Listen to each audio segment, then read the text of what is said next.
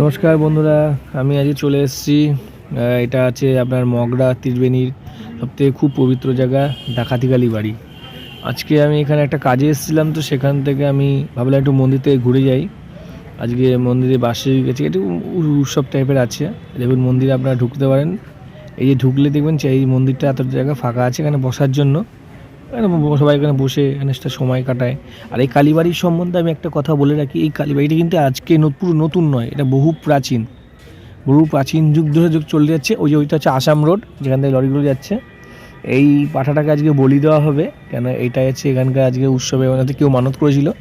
চলুন সামনের দিকে গিয়ে ভিডিওর সঙ্গে থাকুন আপনারা। তো দেখুন আমি এখন এই মন্দিরের ভেতরে এলাম।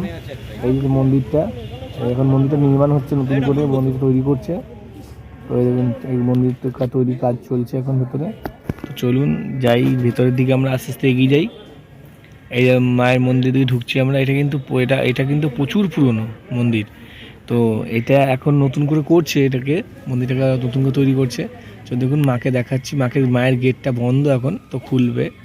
তো খুললে আমরা দেখাচ্ছি আপনাকে মায়ের মুখটা। তো সঙ্গে থাকুন। আর দেখুন চারদিকে মায়ের মন্দিরের এই সাইডটাই আছে আপনার দেখুন শিব ঠাকুরের মূর্তি আছে, বামা খাপার ছবি আছে, যিনি আপনার মায়ের অতি পরম ভক্ত ছিল। এই ঘন্টাটা বাজালাম।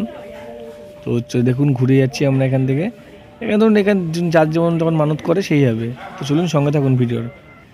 এই দেখুন মায়ের মূর্তি, মায়ের মুখ, মায়ের ডাকাতিকালী মা। চলুন সঙ্গে থাকুন ভিডিও। তো আমরা মন্দিরের পেছন দিক, এটা মন্দিরের সাইড থেকে দেখালাম। চারদিকে কাজ চলছে মন্দিরে। এই মন্দিরে আমি আগেও বলেছিলাম আর আবারও বলছি, এই মন্দিরে আপনারা যে যা মানত করবেন সে আপনারা মন্দিরের সামনে আসুন, কি মন্দিরের দূর থেকে আপনারা ভগবানকে মাকে যাই হয়ে ডাকবেন, আপনারা আশা করি সবাইকার সফল হবেন। আমি সবাইকে বলবো আপনারা একবার এসে ঘুরে যান। এটা আপনারা ত্রিবেণী থেকেও আসতে পারেন, এমন মগরা থেকেও আসতে পারেন।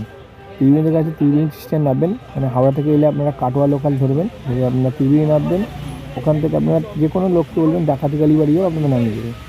আর যদি মগরা হয়ে আসেন তাহলে আপনারা সেম হাওড়া থেকে আপনারা বর্ধমান লোকাল ধরবেন, ধরলে আপনারা মগরা নেমে যে কোনো কাউকে বলে চলে আসতে পারবেন। তো আজকের ভিডিও এইটুকুনি, সঙ্গে থাকুন, ভালো থাকবেন, ধন্যবাদ।